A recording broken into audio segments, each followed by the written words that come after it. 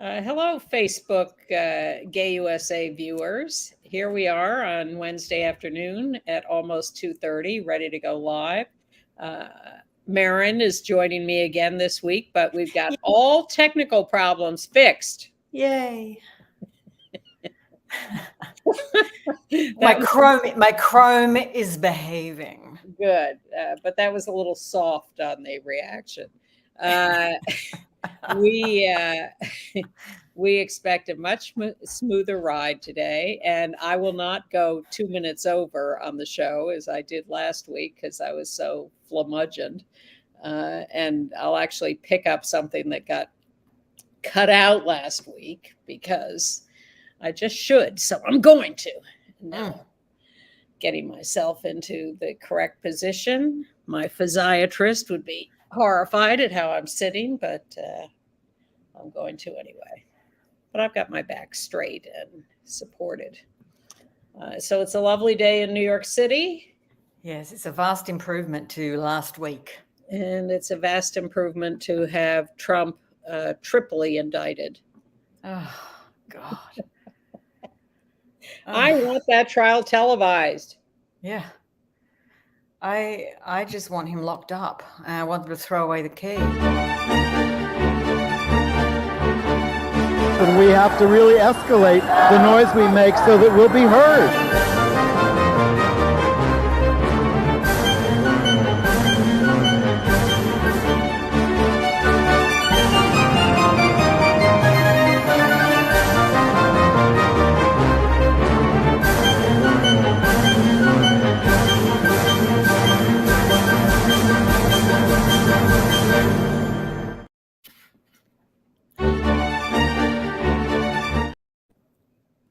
I thought our technical problems were fixed, but I guess we're just being nostalgic today. Yes, it's good, but it's probably not that good. I blame it on the full moon, which is Sturgeon in Aquarius. Yes, stunning. Well, anyway, I'm Ann Northrup. I'm Marin Johns from Queer 40. And we are here to do Gay USA today. Andy Hum is still away. He will return next week. And we will have to say a temporary goodbye to Marin, but it's great to have you here, Marin. Thank you. Thank you. I'll be back in the fall, I hope. Oh, I'm counting on that. Quote makes me nervous. At any rate, so this week, well, we'll give you the headlines in a second, but I have to say that with Trump's third indictment now, I've been desperately searching for the last 24 hours for some gay angle to that. So we could talk about it more on the show. But the fact is, just as human beings, we are all affected by him. And I've heard a lot of people say in the last 24 hours that some people say, oh, it's so sad that we're doing this and we shouldn't be celebrating. It's the indictment of a former president. And I say nonsense. The sad part was the last 7 years of having to deal with him. It's about time we got to celebrate. I am with you on that. He is not to be trusted. I'm with you on that. I just don't want him back in the race. That's the thing for me now. Well, good luck on that. But you had an observation. We were chatting yesterday about what actually we risk by having him still around that is specifically related to us. Yes, I feel that because he's so obviously not to be trusted, that he can really hold the reality and a bold-faced lie simultaneously. This is incredibly dangerous for our community because he will not stop. He will not stoop to using us as a scapegoat. And I do feel that he's a great appropriator. I think should he knock DeSantis out of the race, he'll just steal the DeSantis playbook and it'll be on. And we won't get off lightly at all. So that is my fear. That's why I just want him gone. I think that's true. I think he's doing it already. And I think he promised us in 2016 that he was going to be our best friend. And that went right out the window as he day after day after day did terrible things to us. So, yes, it is specifically dangerous for us. So maybe we should get on with the rest of the news because we'll have him to kick around for quite a while. So, New York City this week has been stunned by the murder of a young gay professional dancer in an argument in the parking lot of a gas station with anti-gay attackers, one of whom knifed him to death. We'll give you the details of that. That's probably the worst, terrible story. We're going to look at the way that our community is being assaulted and the ongoing commitment from the right to erase our existence. And this is happening in, of course, the battle zone now as schools and libraries. Yeah, it just escalates more and more every week. But judges in Arkansas and Montana have temporarily at least stopped implementation of a couple of really heinous anti-LGBTQ plus laws. And the increasingly heroic Governor Whitmer has signed laws making Michigan the 22nd state to outlaw conversion therapy for minors. Yeah, I do see her increasingly as heroic. And there's a hero somewhere in the basement of Google, I think, who really likes us. And this is a story I can't believe happened and can't believe is ongoing, but we'll tell you what the deal is. That's right. I want lesbians who tech to take notice. Somebody in Google likes us. Yeah. I'm going to do a little bit of yapping about the FIFA Women's World Cup, which is currently hosting 11 matches down under in my hometown of Sydney. Yeah, and you'll be there next week, I guess, or a couple of weeks. I envy you that. But Thanks. Outsports is telling us they're like close to 100 LGBTQ players in the Women's World Cup. And trans men are fighting back against anti-trans discrimination at the Miss Italy pageant. This is this week's installment of pageant news around the world. Yeah. But we start with this terrible story in New York. So O'Shea Sibley was, look at him there, a beautiful, accomplished professional dancer, having a wonderful career working in one of the Alvin Ailey programs, originally from Philadelphia, where he was part of the Phil Danko company there, moved to New York a few years ago for his career, has performed with the Lincoln Center operation, and really popular, is a great guy and really prominent in the dance world. Well, he and some friends went to the beach this weekend, and as they came home, they stopped for gas. And as they were pumping gas, they were pumping up Beyonce on the car radio and dancing around the car, voguing and dancing, just having a good time on a weekend after the beach. Well, who should walk out of the convenience store at the gas station but a bunch of young men who started yelling at these guys, saying, "We're Muslims. We don't tolerate gay people. Stop dancing. You have to stop doing that." And they got in a big argument, both groups.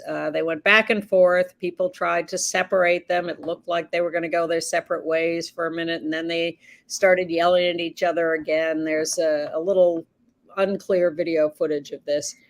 Yeah. And it ended up with one of the self-identified Muslim group stabbing O'Shea Sibley to death.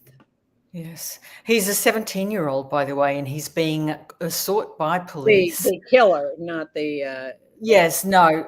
O'Shea was 28, but the suspect is 17, which is very disturbing to me, that someone so young can be so offended by this. Like to thank Beyonce. She has acknowledged the terrible tragedy, and on her homepage overnight, she did pay a tribute to the victim. She said, as soon as you log on to Beyonce's website, she says, "Rest in power, O'Shea Sibley," in big letters. So I'm very pleased that she has acknowledged that. New York City Mayor Eric Adams also addressed the death. He said, "Now you have an incident like we saw over the weekend with this young man who was experiencing that hate crime. We will find that person responsible. It shakes our confidence when you have someone that randomly assaults someone who could have a real mental health issue. Well, I think they could have a real religion issue. Yes, and I resent the mayor's statement because it wasn't a random attack. He went after him with a knife. He wasn't just going up and down the street, and he wasn't a victim of a mental health issue either. What the mayor is referring to is the ongoing violence in the streets by people who do have mental health issues and have some kind of weapon. This is entirely different. Absolutely. And I really resent his analysis of this. Yeah. Also, I agree with you about the young man. He is reported to have been a troublemaker for a while at that gas station convenience store. He had a reputation. And I think it is, I don't say this to certainly blame the victim, but I think we've got to learn to walk away from these confrontations and not risk that some religious fanatic kid is going to pull out a knife and do this. We don't know who has what, but it's very dangerous. And I really urge people to think twice. But I know how rage is produced immediately and adrenaline, but really we've got to be smarter about walking away. Yeah, I think so. It's very hard. I do really understand that gay men for so long have used dance and euphoria as a survival strategy. It is really core to their identities. So this is just very unfortunate on a very hot night. And that's the other thing, that all of these crimes escalate over summer, where people are really at their wits' end. They've had several sleepless nights. It's hot and bothered, and I feel it's a tragedy, unfortunately, that shouldn't have happened. But it is also very New York, I must say. Yeah. Well, when someone's yelling at you and calling you a pervert or whatever, you want to respond. I understand that, but really not a good idea. There is a community gathering planned for Friday, if you're seeing this before then, at 4 p.m. This Friday, at 1935 Coney Island Avenue. I think that must be I'm going to guess that's the gas station, but I don't know that. Anyway, you can Google this. Community response Friday, this Friday, August 4th, 4 p.m., 1935 Coney Island Avenue in Brooklyn. All right. Moving on. This is, of course, is not the only violent story, but it has quite caught the imagination of New Yorkers and scared them, as if they didn't know this happened to LGBTQ people every day. But in New Hampshire, there's a gay male couple who own a chocolate shop and just run their own small local business. And a bunch of teenagers decided to target them and broke into their apartment above the chocolate shop and attacked them. It's not happening just outdoors anymore. Now they're coming for us at home. Yes, and again, young people, I really do worry about that. I always said this on the program before. It used to be a very much a truism that the younger generations would be better, quote unquote, but clearly they can definitely not be. I do worry about the security of the gentlemen that live there. Apparently, these kids would climb up on that ledge that you can see there, and they tried to get into the top apartment multiple times. I think one of the gentlemen has been he's got facial lacerations. William Poole was struck in the eye with a blunt instrument and suffered lacerations, bruises, and stitches from the assault. Well, the most danger comes from young men in their mid to late teens and early 20s. That's where the bulk of the violence comes from. So you're right about young people. All right, if we keep going at this rate, we'll get through 2 more stories. In Watertown, Wisconsin, a Pride in the Park event was harassed by a neo-Nazi group calling themselves the Blood Tribe, who showed up with rifles and swastika flags and that banner that says "Stand with us" or "Stand with pedophiles." Yeah, that's what you want to see at your Pride event. And as usual, they're all covered up because that's how bigotry works. Yes. Well, I'm looking at other violence stories. All right. Well, let's move on to Wyoming. Campbell County, Wyoming's library board. Mm. How do these people get elected? Fired the director of the library, Terry Leslie, because she refused to do a search of all the books in the library to find any that had any LGBTQ content or other sexual references. It's a real problem that people define us sexually as opposed to just people. And so she's been fired. The vote was 4-1, but upon her departure, she was given a standing ovation from a group of up to 250 people, it's reported. Yes, and 250 people show up at the library board meeting to support Terry Leslie, but yet the library board sits there and votes to fire her. Just unbelievable. In Iowa, a school district has compiled a list of 374 books that could be banned. Now, first of all, they make these lists, they gather the books, and then they sit there for months because who's going to take the time to go through all those books to look for the content? But the books that have been targeted include a biography of Mayor Pete Buttigieg, The Color Purple, which does have some lesbian sexual content and a little violence, Catcher in the Rye. Hang on. What was the sexual content in The Catcher in the Rye? It's deeply inferred. It's barely, it just goes over your head. It did I read it when I was 16 and I didn't even think twice about it. Yeah, it's been too long since I've read it, but he was an iconoclast. That's illegal in the United States now. You cannot be different.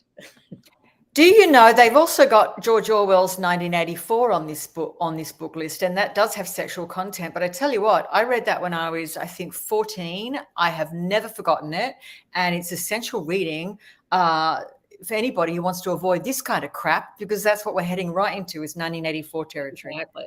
We should have a reading list like that. 1984, The Handmaid's Tale. We could compile a whole list of warning books. All right. In Houston, 28 Houston schools are going to fire their librarians and turn their libraries into disciplinary centers because the kids are not, learning well enough. But this is basically to cut them off from any kind of information, any kind of other worldview. I'm telling you, it's an endless list of things like this. In Indiana, a teacher tried to sue against the local Don't Say Gay law, went to court, and has been denied a preliminary injunction against the law. The judge there, and we've got a lot of good judges and some stories on that coming up, but this judge said, nope, we're going right along with that Don't Say Gay law. Yeah, I'm hoping the ACLU is representing this person. So this teacher, Kayla Smiley, is being represented. So I really hope that they keep pushing. Smiley said that the reason she filed that suit was because she actually doesn't know. The law is so broad. She actually doesn't know how to stick to it and still teach. Most of these laws are like that. Well, it's very clear. Don't ever mention gay people, trans, non-binary, anything. Just do not. They're off the board. We do not exist anymore. Well, she's like, I've got a biography of Elton John in the library. Is that that goes on the bonfire as well? Okay. Back to Houston, where a couple of teachers, Christy Maris and a colleague, have been fired by a Christian school, Christian First Baptist Academy, because they attended a drag show at the Hamburger Mary's restaurant.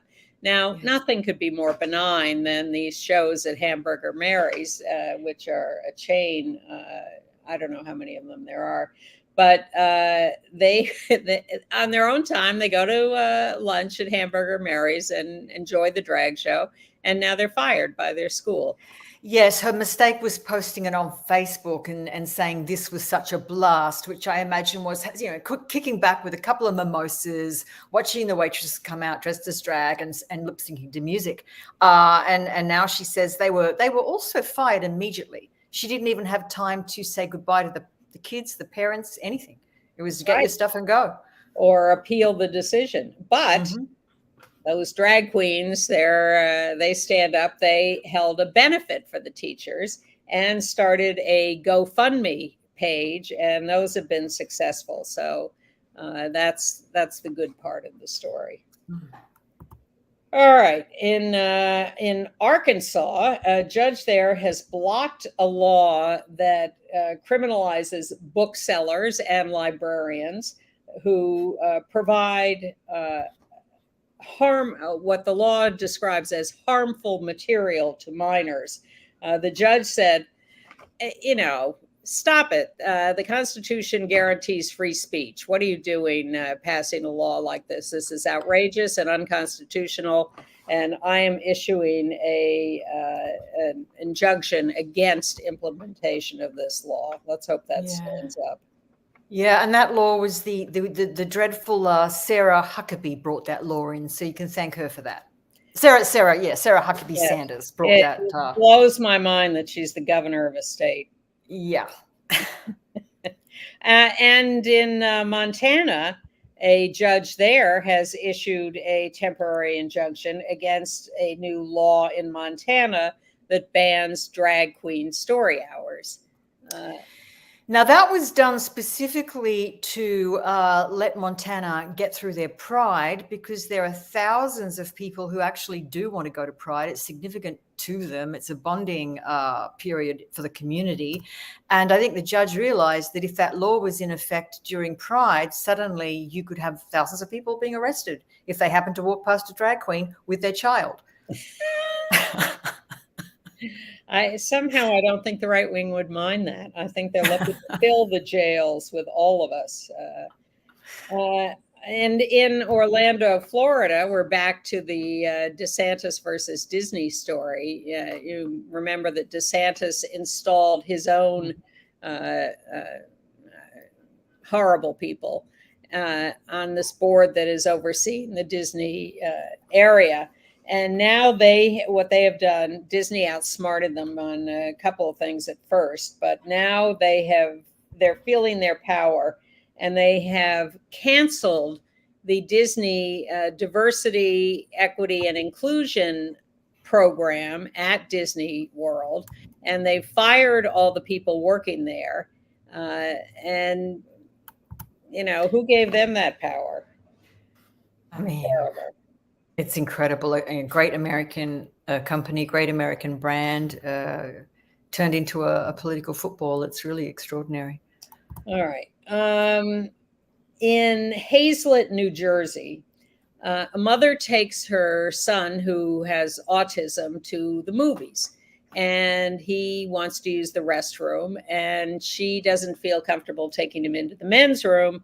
And in a long tradition of this happening, how many little boys have I seen in women's restrooms? Well, he's not quite so little. He's like 15, but he's living with autism. And so she takes him into the women's restroom, and they get thrown out of the theater.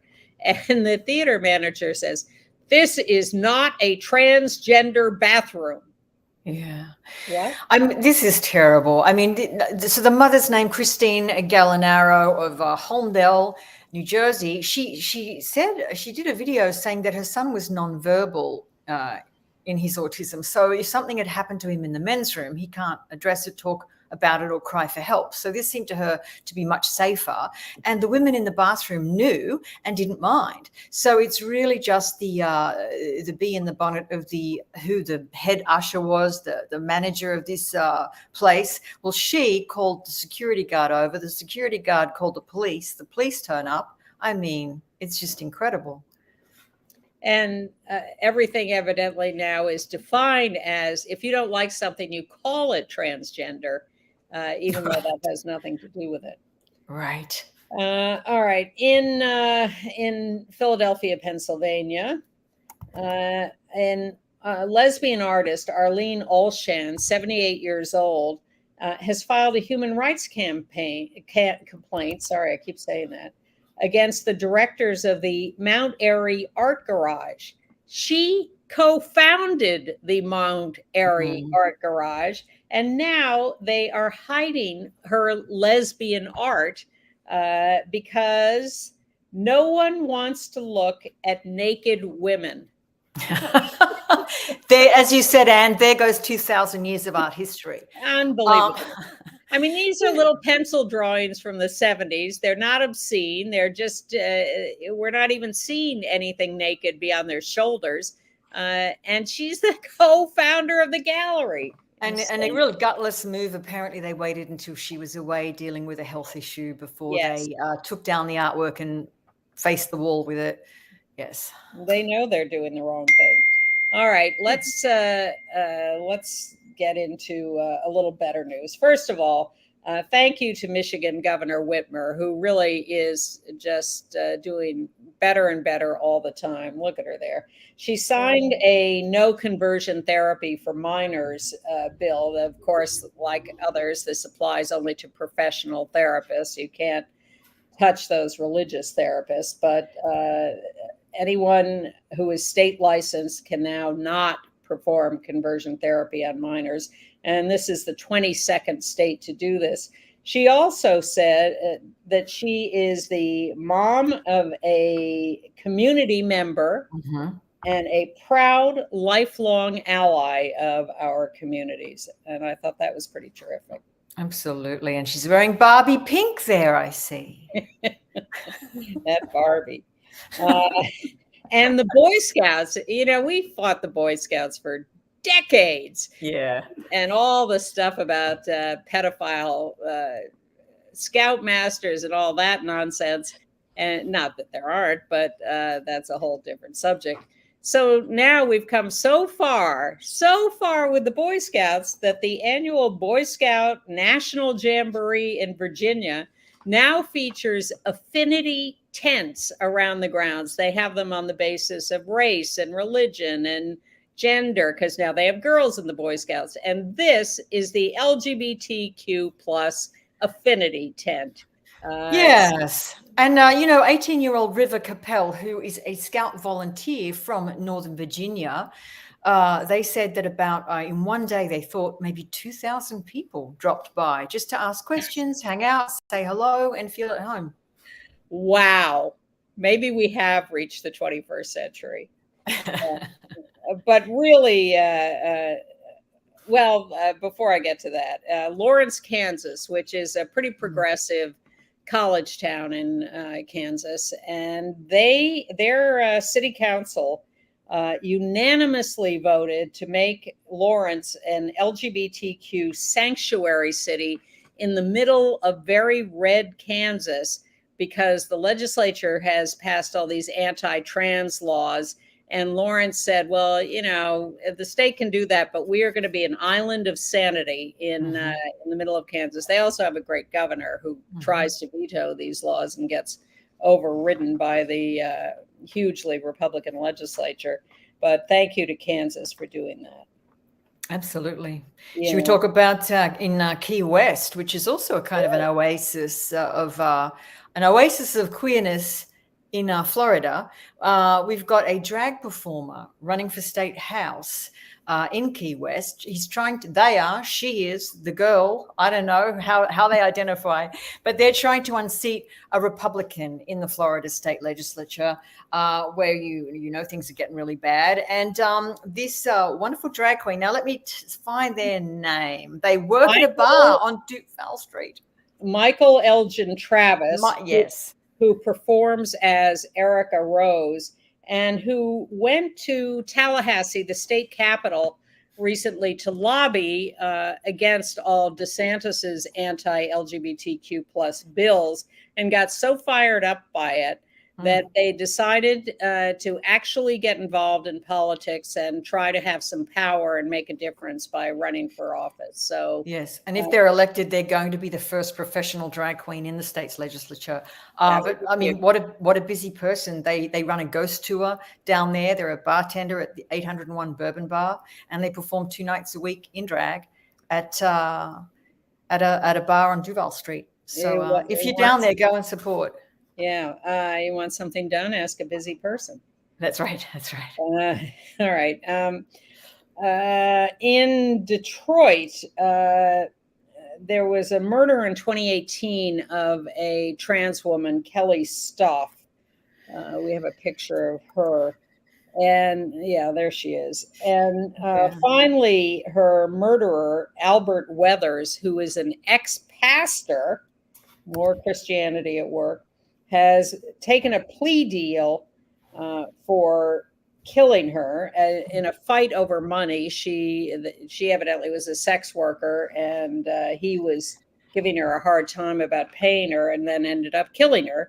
Well, he is now going to be sentenced to 10 years in prison for that murder. It's very confusing. I read an article in the Detroit News going back to 2019, which said at the time he was a security guard and he had indeed picked her up, and then he claimed self-defense and stabbed her under the left armpit. So that would have gone into her heart and lungs, unfortunately. But it seems it was definitely an altercation over money. But I don't think he's telling the story straight. And then after being a security guard, it looks like he went and became a pastor. Now he's not a pastor at all. Very, very disturbing case. Charming. Yeah. And Tyler Perry, the great filmmaker from Georgia, Atlanta, wrote a Facebook, I think, post or maybe Instagram that is offering $100,000 for the conviction of the murderer of a gay man in Grenada, John T. Robinson, who is the great good friend of a great good friend of Tyler's. He was strangled and thrown into the sea. He was 24 years old and an accomplished singer. It's terrible. Police are questioning suspects, including somebody he used to live with. Homosexuality is illegal in Grenada proper. And under the criminal code, which is one of those colonial penal colony kind of laws, section 431, gay male sex is considered to be an unnatural crime punishable by imprisonment for 10 years. So this is another place I would say in the Lesser Antilles, this part of the Caribbean, that really needs to come into the modern world. Well, a lot of these laws, of course, are colonial laws brought by the British or other European nations. And the Caribbean has been a tough nut to crack over the years, but progress is being made. Laws are being changed country by country. You've got a long way to go in the Caribbean, but it's a little better than it used to be. And not so good in Oklahoma, where Governor Stitt has signed very proudly a Women's Bill of Rights. And what is the key provision here? People shall be defined by their sex assigned at birth. We will not, under any circumstances, recognize non-binary people, trans people. Forget it. They don't exist. Just another example of legal attempts at erasure, not appealing or attractive. Or correct, or real, or true. Exactly. Brittany Greiner, who suffered so much in captivity in Russia, is taking a little break from her basketball career with the Phoenix Suns to improve her mental health. May have come back a little too fast, do you think? Oh, I think she would come back with PTSD. There is no doubt that it might even just be kicking in, now, what she's been through. Yeah. All right. A little, we started last week with all the sins of the Republicans in the federal government and then in the Congress, and they're still at it. The Senate passed a good version of the defense bill after the House had hung all this LGBTQ and anti-abortion stuff on it. The Senate passed a clean bill, as they say, 88-11. So that's a lot of Republicans signing on to the clean bill. But this is going to go to a conference committee to try to iron this out. They're going to get nowhere with that. And people are really afraid that this and other bills like this could shut down the federal government in September or October. The Senate, but even in doing this, the Senate deleted the mandate for people's pronouns to be recognized as what they want. So they took that out in an attempt to get more Republican support, and froze the diversity, equity, and inclusion jobs in various parts of the federal government. So that is not supposed to be expanded. And meanwhile, in the House, the MAGA Republicans in the House, on another military bill, are forcing the voiding of contracts. They're forbidding the voiding of contracts with those who discriminate. They are forbidding gender-affirming care in the military, including for veterans, because military care covers people after they're out of the military. No pride flags at VA facilities, and no diversity programs. That's the newest defense bill, courtesy of the House. Yeah, that is very heavy. Well, they just keep doing this stuff, and Kevin McCarthy lets them, and so do the other Republicans in the House. There are only about 20 of them who are doing this, but the rest of the Republicans in the House go along with it. So that's very discouraging. Yeah. Do they have any idea how many LGBTQ vets there are? I mean, it's A lot. There's so many. I know so many, just as accidentally. Yeah. And Pence has climbed on the DeSantis bandwagon to say he too would forbid trans people from serving in the military, which Trump did while he was in office at the behest of Pence and his right-wing Christian friends. And DeSantis announced he'd get rid of trans people in the military, and now Pence is back to that old saw. It's discouraging. It makes you want to say nasty things. I have to zip my lip. Well, you don't want to say nasty things. Pee Wee Herman was in the room, and now Paul Rubens, who created this character, has sadly died at age 70. There he is on Cherry, the chair that he called Cherry. He was very beloved, wasn't he? By comics too, by people who were comedians and performers. Sandra Bernhard posted on her Instagram the other day that she was inspired by him. He was subversive, and he really wasn't original. Bette Midler posted of how sorry she was to lose him. He was 70 years old. He had cancer for about 6 years. He apologized before his death for not telling anyone that. Pee-wee's Playhouse was kind of a kids show for adults, although kids loved it too, because he was, it was subversive. It had all sorts of little jokes in there, but he was sincerely playing a kid and appealing to kids. And he did a TV show. He did a show on Broadway. He did movies. He did all of it. And Pee-wee was not his only character. He did like a dozen movies as Paul Rubens that were highly admired and have been written about too. And of course, he had a famous lesbian sister, Abby Rubenfeld, a lawyer in Tennessee who has been a major player in LGBTQ legal circles. And his sexuality, who knows? He was arrested in a porn movie theater, a straight porn movie theater, pleasuring himself. What a lot of people don't know about that incident was that he wasn't the only one. There were several men at the time in the cinema.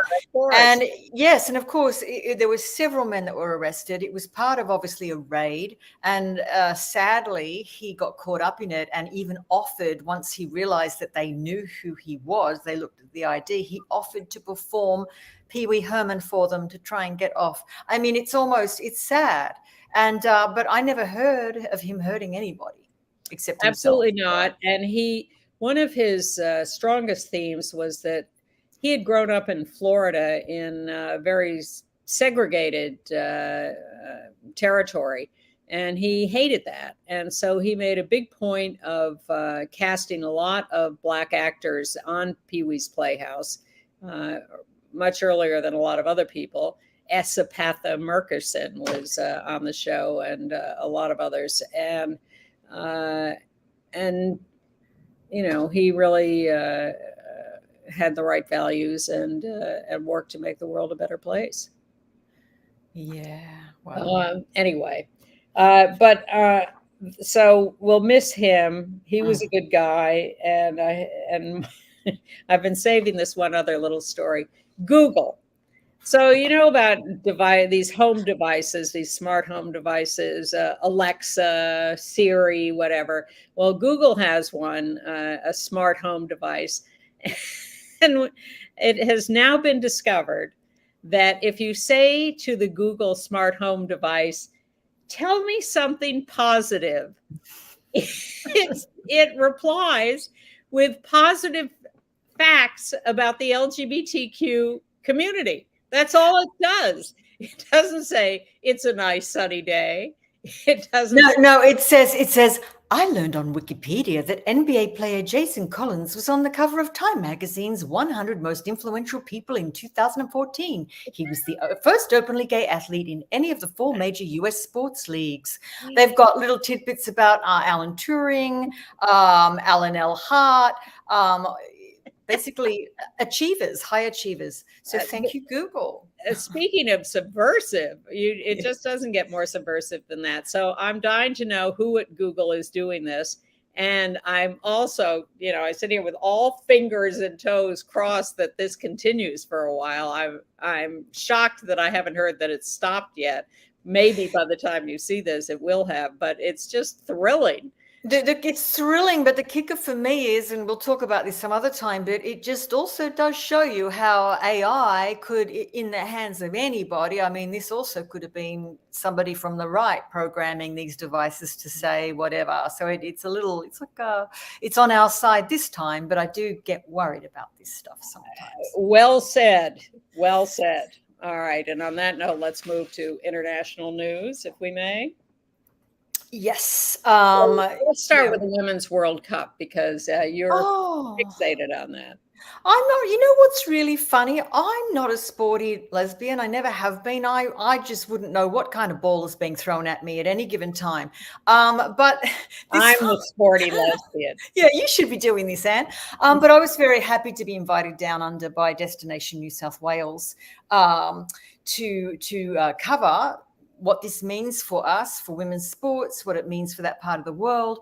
And of course, I'm very interested in the success of the US women's team. I hope they are the favorite, obviously. I will be going to see the grand final, and I'm really hoping they're going to be not the favorite anymore. No, and I hope they turn that fortune around. But one of the wonderful things about this event is that outsports.com has been tracking the number of out women athletes, and there's 95 that are competing this year, which is a record. It's more than double last time this happened, and it's more than 13% of the entire 736 players. Of course, Megan Rapinoe is a hero to us because she's done so much to elevate this within the sport with her pride, genuine pride in her identity, and no hiding. Such leadership quality. It's what the hair is about for her. I think she in fact wants to draw attention to her difference, which is fabulous, and I think she's doing it in the right way. And I think she's trying to pull the entire U.S. team on her back at this point, but she is in her late 30s, and you can see it on her face, the strain on her face. That count of 95 includes a few non-binary players, including Quinn from Canada, who is there. Canada has been eliminated, so Quinn is not going to be playing anymore. but is looking terrific there. So yeah, I'm excited to hear about your adventures there. I am, and I'm so excited to see players from countries that aren't necessarily LGBTQ friendly as much as we are, like Brazil, that have more than a handful of players on their team. So it's terrific. Yeah, well, have a great time there. Thank you. We'll do another 15 minutes and then let you start packing. In worse news, in Malaysia, we have been telling you, the whole thing about the 1975 ban last week, who were spouting off about anti-gay stuff there. Well, 8 people in Kuala Lumpur were arrested this week for staging a pro-LGBTQ demonstration in a shopping mall, mostly about lesbians who had been arrested and caned. So the fight continues in Malaysia. It sure does. Yeah. And in Lebanon, the leader of Hezbollah made a statement that we should kill all the gays. People are saying this is a diversion from their economic problems. We're always a good scapegoat or diversion, a way to rile up the people.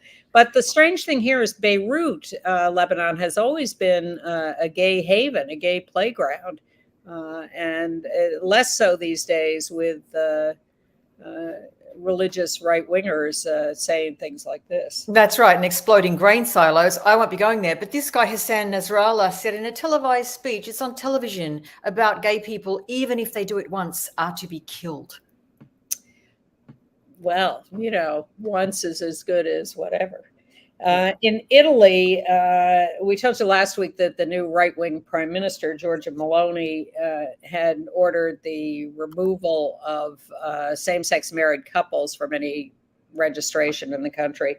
Well, now her party, the Brothers of Italy, how's that sound for fascism, have been ordered to pay a Canadian gay male couple $10,000 because they used a picture of them with their newborn there on posters to condemn gay people.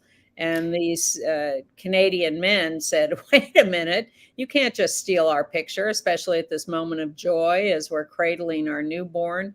And so they're going to get paid. Not enough as far as I'm concerned. But. Imagine that if somebody took the happiest moment of your life, for example, even a wedding photo, and appropriated it as an example of what not is desirable.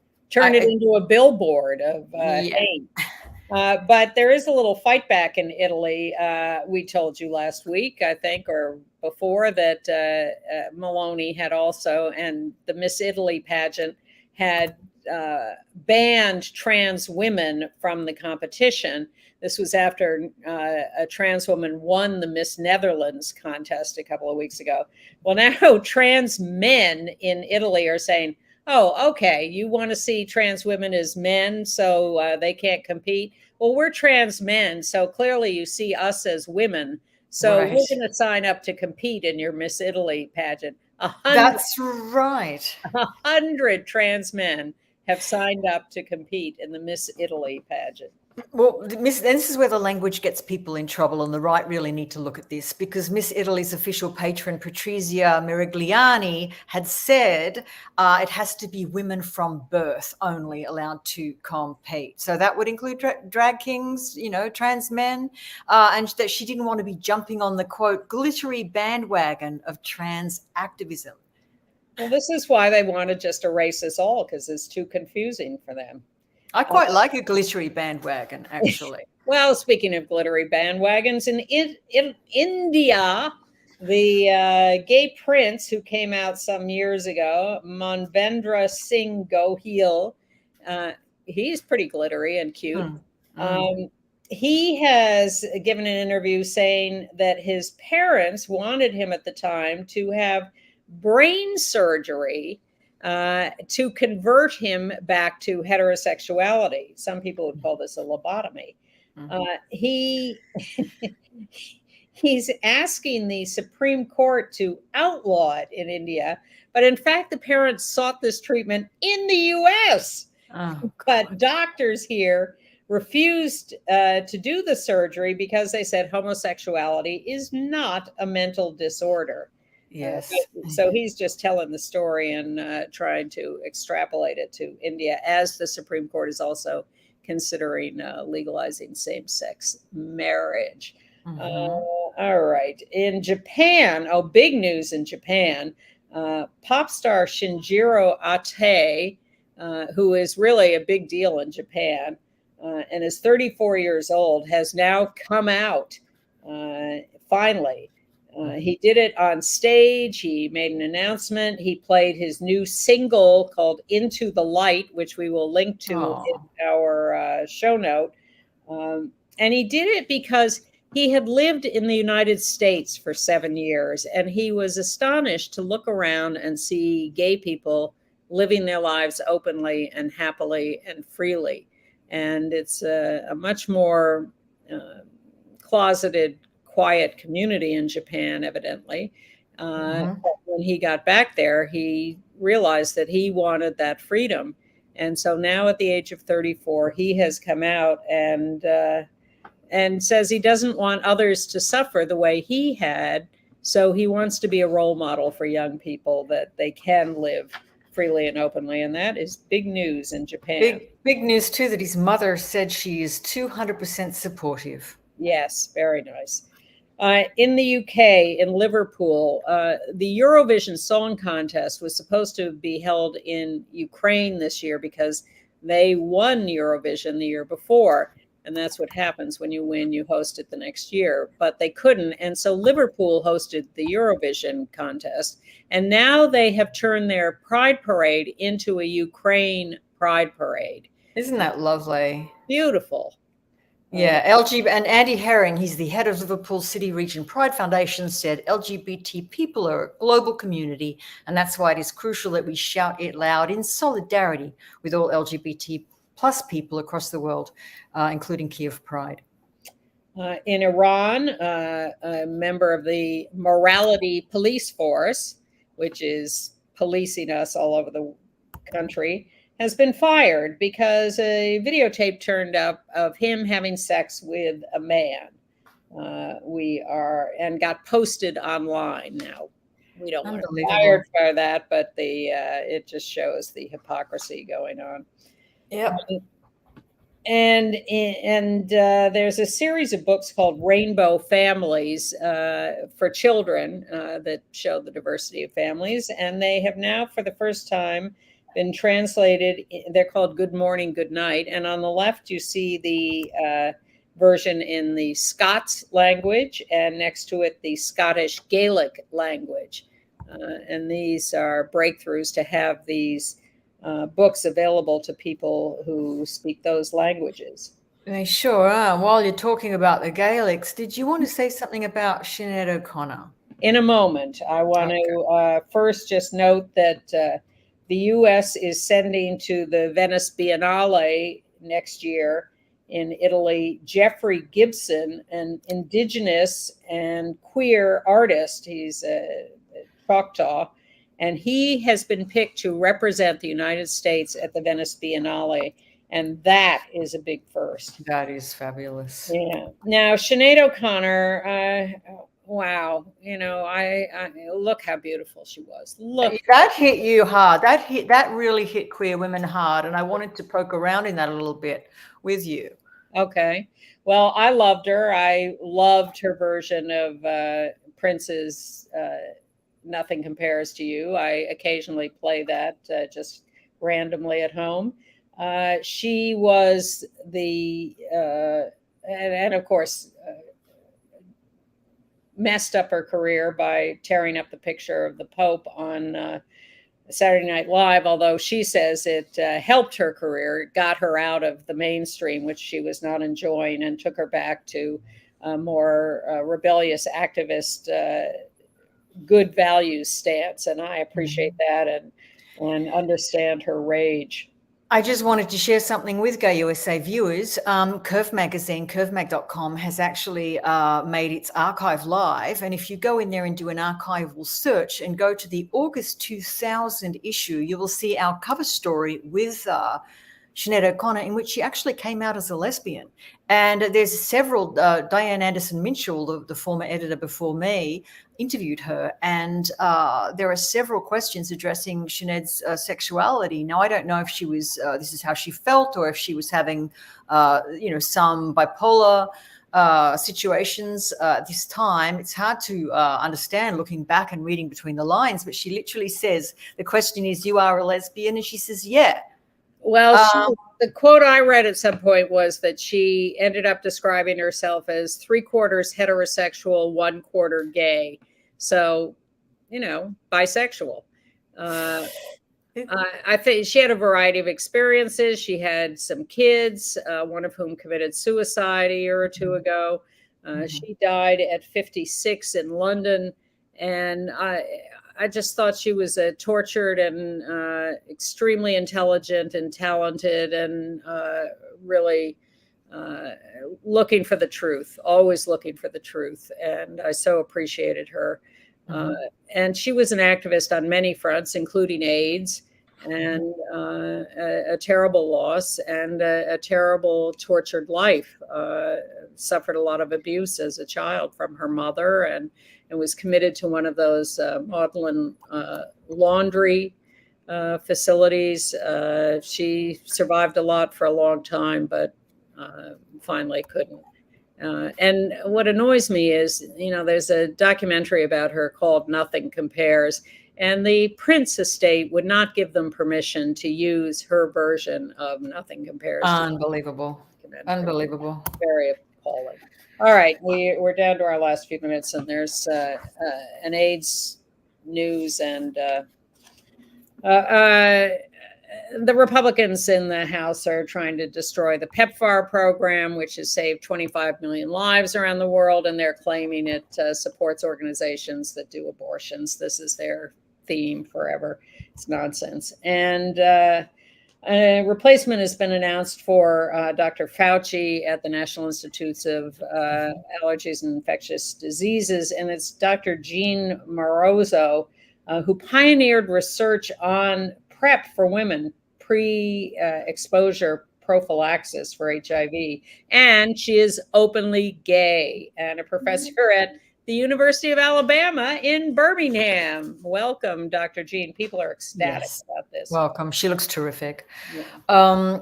Speaking of openly gay, what about the former bachelorette Gabby Windey? Came out on The View this very morning, and we picked it up. Gabby Windey, she was on The Bachelorette. She was on Dancing with the Stars. She's like a reality show freak, dating all these men. But she finally realized that she really likes girls. And so she went on The View this morning and announced that. They were a little taken aback.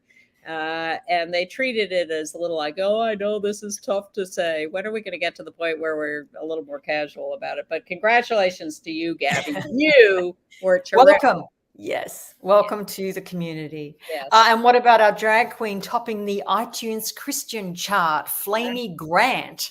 Flamey Grant on the left with Derek Webb, who is a big country star who got himself up and drag for this. They have done a song called Boys Will Be Girls, and they are now topping the Christian and gospel iTunes charts. The right wing is complaining, but they say that's propelling them up the charts. So congratulations to them. And the second season of Heartstopper is now on Netflix. Two Young Men in Love, if you're following that. What's going on with Anne? Last week she went to Barbie, dragged by friends. This week, she goes to the Taylor Swift experience at the Museum of Art and Design at Columbus Circle. That's my friend Zoe on the left, who is the Swiftie in the crowd. Again, I'm just along for the ride. I think that what's going on is I'm just having a good time in the summer and relaxing and not being quite so, stuck up about stuff. I can't serious. You're not stuck up. I can't say I enjoyed any of it, but I like my friends, so I'm always happy to hang out with them. And you're a reluctant Swiftie. I am not a Swiftie, but I do admire her, and I admire her spending $55 million for her as bonuses for her crew for this tour. Anyway, that is Gay USA for this week. Thank you, Marin, for being here for the last 2 weeks. Thank you. What do you want me to bring you back from Australia? Some Vegemite? No, thank you. See you next week with Andy.